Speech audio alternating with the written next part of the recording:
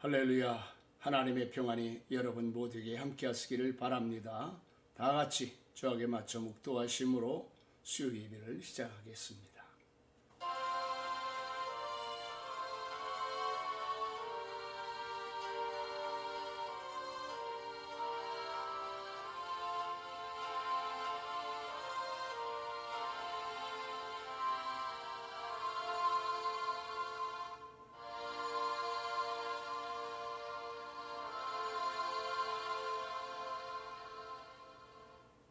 사도시경으로 신앙을 고백합니다.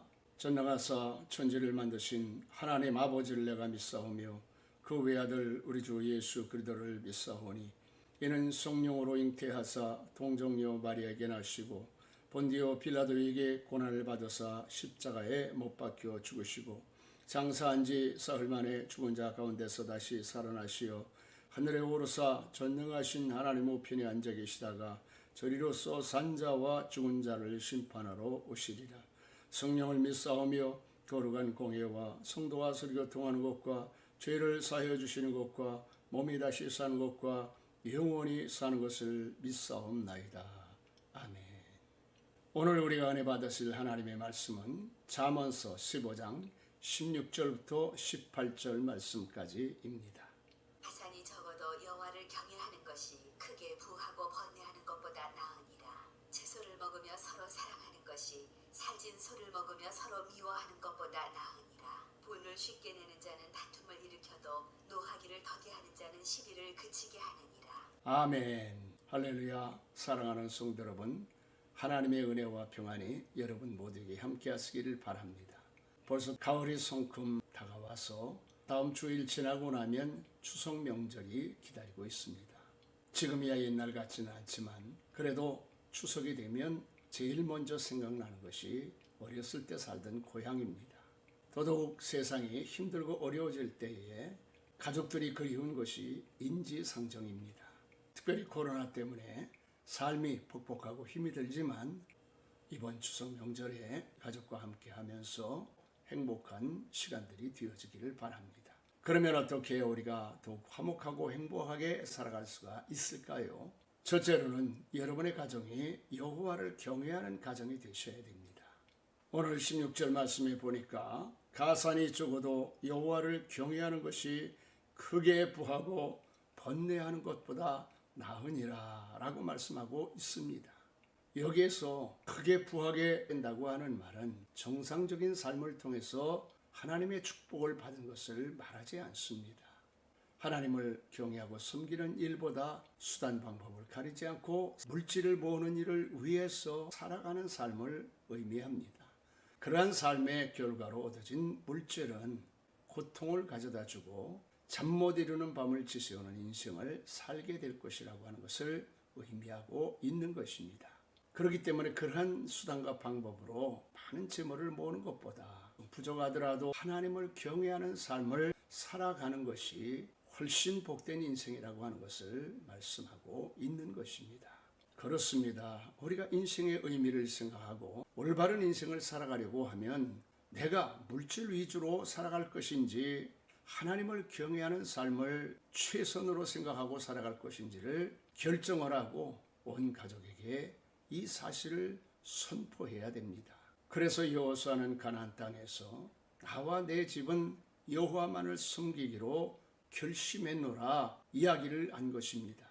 지금 세상은 마치 가나안 땅에 들어간 이스라엘 백성들처럼 하나님을 섬기는 일을 잃어버리고 어떻게 하면 이 땅에서 잘 살고 잘 먹고 잘 정착하고 살 것인가에 모든 관심을 기울이며 살아가는 모습과 동일하지 않습니까?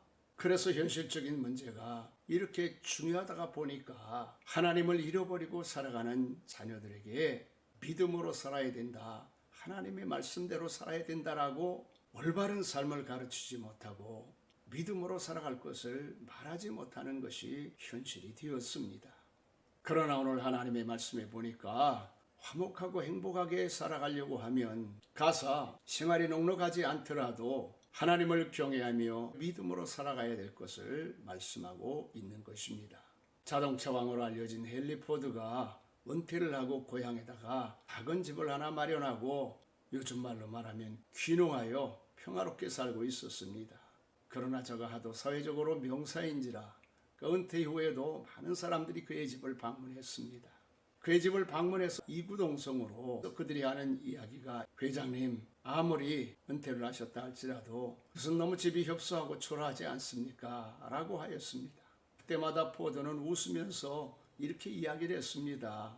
여러분 건물이 집이 아니지 않습니까? 땅의 넓이가 집의 크기가 행복의 크기는 아니지 않습니까? 아무리 작은 집이라 할지라도 초막이나 궁궐이나 내 주 예수 모신 그것이 하늘나라라고 하는 찬송도 있지 않습니까? 저는 내 아내와 함께 이 집에서 젊은 날에 오손도손 살지 못했던 것을 이제서야 누리며 살아가고 있고 아내와 나는 날마다 기도하면서 살아가는 일로 너무나 행복하답니다 라고 합니다.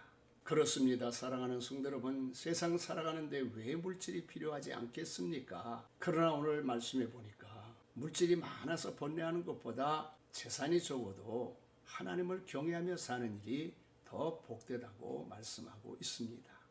그렇습니다. 사랑하는 성도 여러분, 우리 가정이 화목하고 행복한 가정이 되려고 하면 우리 가정이 지향하는 삶이 어떤 삶인지, 우리 가족들이 하나님을 잘 숨기는 삶을 살기로 결정을 해야 됩니다. 그리할 때에 하나님께서 여러분의 가정을 화목하고 행복한 가정으로 만들어 주실 줄로 믿습니다. 둘째로 여러분의 가정이 서로 화목하게 살아가야 됩니다. 본문 17절에 보니까 채소를 먹으며 서로 사랑하는 것이 살찐 술을 먹으며 서로 미워하는 것보다 나으니라 라고 하셨습니다.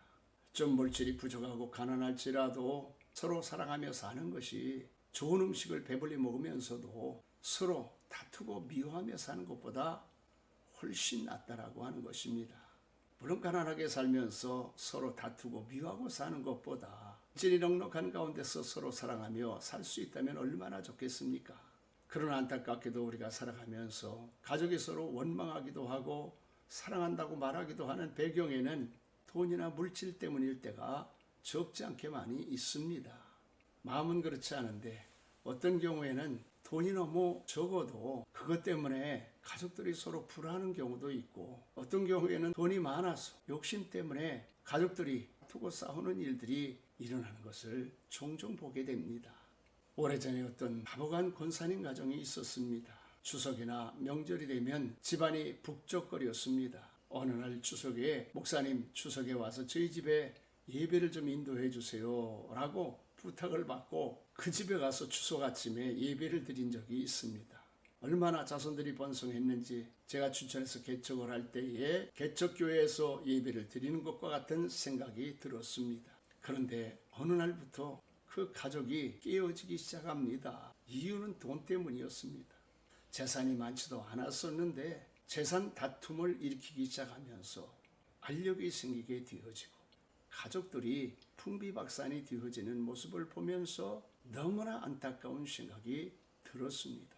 사랑하는 성도 여러분, 화목하고 행복한 가정을 세우려고 하면 돈보다 사람이 먼저여야 됩니다.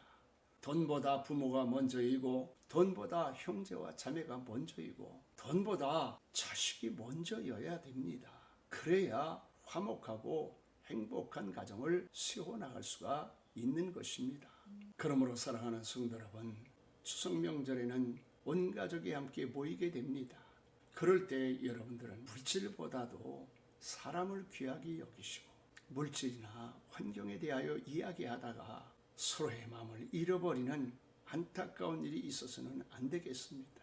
바라기는 이번 추석 명절에도 사랑하는 가운데에 한가위 추석 명절의 은혜와 기쁨이 충만하게 되어주시기를 예수님의 이름으로 간절히 축원합니다. 마지막 세 번째로는 가족들을 이해하는 시간이 되어야 됩니다. 오늘 본문 18절 말씀해 보니까 불을 쉽게 내는 자는 다툼을 일으켜도 노하기를 더디하는 자는 시비를 그치게 하느니라 라고 말씀하고 있습니다. 그렇습니다. 세상 살다 보면 화가 나기도 하고 도무지 이해할 수 없는 일들을 당할 때가 있습니다. 쉽게 화를 내고 분노를 조절하지 못하게 되어지면 돌이킬 수 없는 큰 상처를 주기도 받기도 하고 불행한 일들을 당하게 되기도 합니다. 그럴 때 우리가 쉽게 분을 내고 화를 조절하지 못하면 시비가 일게 되고 커다란 다툼이 일어나게 될 때도 있습니다. 좋자고 모인 추석이지 않습니까? 서로 위로받자고 모인 추석이지 않습니까? 서로 행복하자고 모인 추석이지 않습니까? 그런데 우리가 자칫 잘못 화를 내고 큰 소리가 나게 된다면 처럼 한가위에 모인 가족들이 불행한 마음을 갖고 헤어지게 될 것입니다. 대체로 서로 속상하게 만들고 화를 내게 하는 이유들이 무엇입니까? 서로 이해하고 감싸주는 마음보다는 시기하고 질투하는 마음 때문입니다. 창세기 보면 아담에게 두 아들이 있었습니다. 어느 날 하나님께서 가인과 아벨에게 제사를 드리라고 했더니 아벨은 믿음으로 제사를 드리고 가인은 마지못해 억지로 제사를 드렸습니다. 하나님께서 그걸 모르시겠습니까? 가인의 제사는 받지 않고 아벨의 제사는 받으셨습니다. 가인은 잘못한 것은 생각하지 않고 하나님께서 아벨의 제사를 받으신 것만 원망하고 시기하다가 아벨을 죽이는 불상사를 저지르게 되어져서 하나님의 심판을 당하고 살던 곳에서 쫓겨나서 발붙일 곳이 없는 인생을 살게 되었던 것을 보게 됩니다. 가정에서나 교회에서나 사회생활을 하면서 사람들의 성격이 드러날 때가 있습니다. 그럴 때에 분노를 조절하지 못하는 사람은 항상 변명하기를 나는 성격이 원래 그래. 내가 원래 솔직하잖아. 난 뒤끝이 없어. 그러면서 자기 하고 싶은 말을 여과 없이 다 쏟아내면서 상처를 주고 고통을 주는 일들을 보게 됩니다. 그러나 예수를 믿으면 성격이 원래 그래도 성격을 바꿔야 됩니다. 말하는 습관이 그랬어도 말하는 습관을 바꿔야 됩니다. 원래 태도가 그래도 겸손한 모습으로 대해야 됩니다. 그게 변화입니다. 그런가 하면 또 한편으로 아무리 상대방이 그런다 할지라도 가정의 화목과 행복을 위해서 참는 사람도 있고 또 인내하는 사람도 있어야 됩니다. 어떤 분이 예수님의 12제자의 성격과 특성에 대해서 연구를 한 내용을 보니까 두 사람 이상이 모인 곳에는 항상 12제자들 중에 누군가의 성격과 닮은 사람들이 모인다는 것입니다. 베드로같이 성격이 급한 사람도 있고 요한과 같이 따뜻한 마음을 가진 사람도 있고 또 빌립과 같이 의심이 많은 사람도 있고 가룟 유다와 같이 음험한 사람도 있다는 것입니다. 그런데 그 가운데서도 예수님과 같은 마음을 가진 사람이 있다라는 것입니다. 그래서 그 집이 행복하게 되느냐 불행하게 되느냐는 예수님 같은 사람이 몇 명이나 있느냐 얼마나 있느냐 누가 그 사명을 감당하느냐에 따라서 행복한 가정이 되기도 하고 불행한 가정이 되기도 한다라는 것입니다. 여러분들은 여러분의 가정에서 어떤 역할을 하는 사람들입니까? 여러분들이 베드로 같을지라도 요한 같을지라도 또 빌립과 같을지라도 예수님과 같이 실수와 잘못을 이해하고 용서하고 덮어주고 감싸주면서 화목하고 행복한 가정을 만들어가는 여러분들이 되어주시기를 바랍니다. 말씀을 마칩니다. 하나님은 여러분의 가정이 화목한 가정이 되기를 원하시고 여러분 한 사람 한 사람이 행복한 인생을 살기를 원하십니다. 추석 명절은 고생하던 온 가족이 각자 있는 곳에서 하던 일을 멈추고 서로 모여서 즐거워하고 위로받고 행복하자고 모이는 명절입니다. 그러므로 사랑하는 성도 여러분, 여러분의 가족이 하나님을 잘 숨기고 경외하는 그러한 가정이 되기를 바랍니다. 서로 작은 일 때문에 다투고 미워하는 가정이 되지 말고 사랑하는 가정이 되기를 바랍니다. 그리고 무엇보다도 코로나 때문에 힘들고 어려운 가족들을 맞을 준비를 잘해서 화목하고 행복한 명절을 보내게 되어주시기를 예수님의 이름으로 간절히 축원합니다. 아멘. 할렐루야. 교회 소식을 말씀을 드리겠습니다. 먼저 안타까운 소식을 전해드리겠습니다. 어제 오전 7시쯤에 조용기 목사님께서 86세로 하나님의 부르심을 입으셨습니다.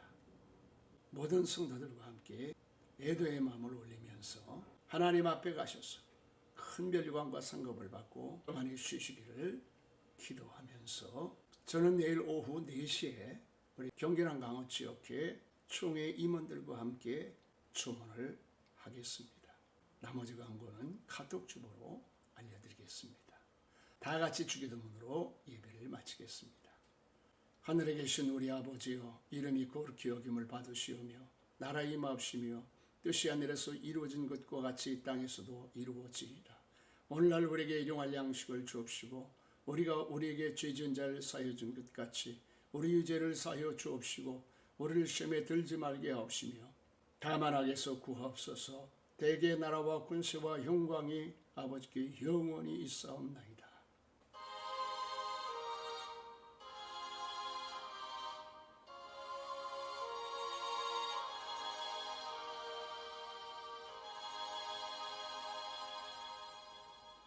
할렐루야. 여러분을 사랑하고 축복합니다.